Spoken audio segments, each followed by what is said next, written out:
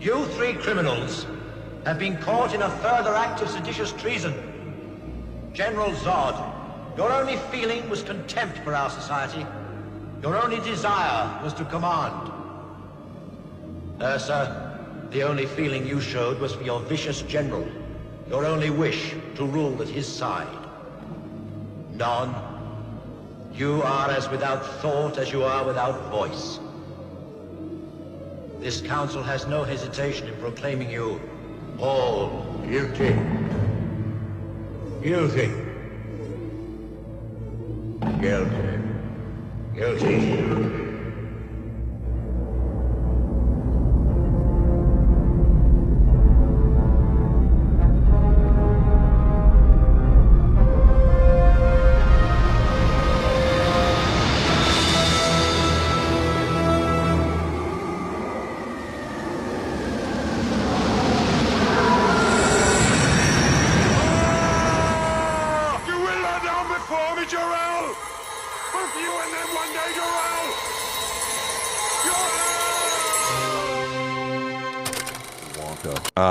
How was Richard Lester? He was always nice. Well, he and I were both from Philadelphia, so does that count for something, Bill? You keep going back to that. It does. It does. Yeah. Okay. So obviously you liked him more than me, but continue. Of course. Well, right. he brought a better grade of soft pretzels to the meetings. Yeah. Oh, smart man. He knows how to do it. But I never really spent that much time with Richard Lester. I mean, we did the movies, but he would do his thing and go. It's like he didn't hang around with the guys and stuff like that. I think he's underappreciated. I mean, he's appreciated by some, but not known by all. And if you look at a movie like there's only one. Look at Robin and Marian. Robin and Marian. Oh. Next time you ride into Sherwood, keep your visor down. John, wait.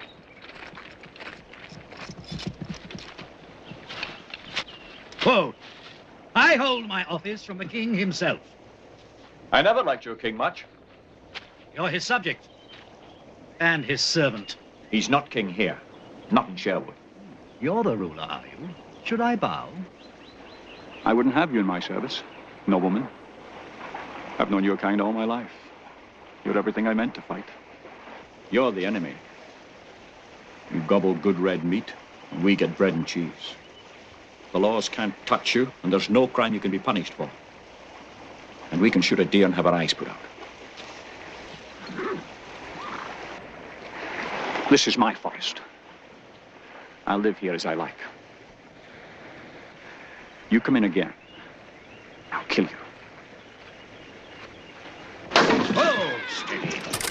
He did a movie called Cuba that wasn't well received. Right. It was Sean Connery and Brooke Adams and others.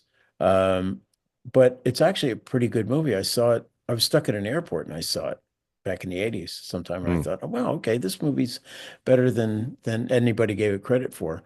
I think Petulia is kind of boring, personally. I haven't seen it. That's one I haven't seen. That was one yet. he did in the 60s. Beautifully photographed and everything, but I just, Julie Christie, I believe, is in it. Just wasn't my cup of tea. Although, now I could go back now. I saw it when I was a teenager. I could go back now and see it and probably think it was pretty good. But Richard Lester, I always thought did better work. And, and I'm about to commit blasphemy. I believe the Richard Lester version of Superman 2 is better than the Donner version. What makes it better in your mind? It doesn't get hung up on stuff. The Donner version gets hung up on things, and I think Richard Lester is more economical about telling the story. I agree with that. I mean, we're both Donner fans. We both like Yeah. Donner as both a person and a director, having Yeah. been at Warner Brothers with us. We're not saying anything in a personal context, but I can see that, and I can see where Lester was like a point A, point B, point C, point D guy.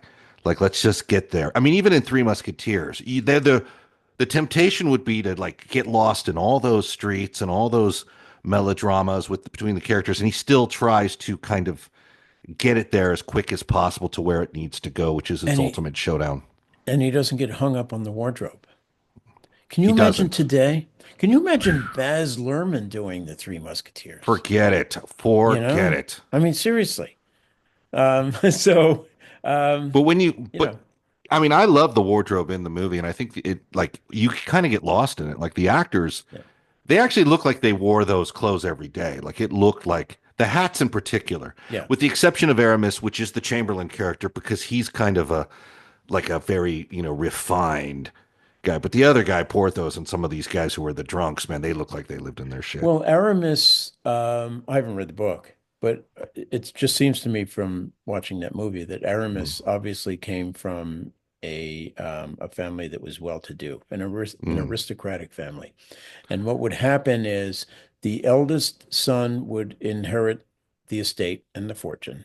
The second son would go into the military, and the third son would go into the priesthood. So here you have Aramis. He's in the military, but he's headed to the priesthood. Yeah. Okay, so you get a sense that that he was an aristocrat, and it's supported by his dialogue, and he's reading poetry and stuff all the time. He supports that. Richard Chamberlain does a really, really good job of selling that. He does. He does. And I also love the fact that when D'Artagnan gets his lieutenancy at the end, he's trying to pawn it off on the others, and nobody wants a piece of it. It's like they're all like, oh, forget it. That's I don't want the responsibility of having any kind of authority, and they all know themselves too well. I mean, there's even a tennis scene. Or is it squash? What is it? There's Oh like yeah. It's I think it probably an early representation of tennis. There was a similar tennis, I think dates back to the Tudor era, and it was played in a similar sort of like an indoor hall sort of thing, and perhaps they were bouncing the ball off of walls and stuff like that in earlier incarnations of it. But yeah, that's a early Renaissance tennis match. Hi there, everybody. Voice actor Roger Craig Smith here to talk to you about NMOSD. It can paralyze you, it can blind you, it can even kill you in a matter of minutes, but we are very close to a cure. And with that cure could come a cure for cancer. So please go to the Guthrie Jackson Foundation and donate today. Appreciate it.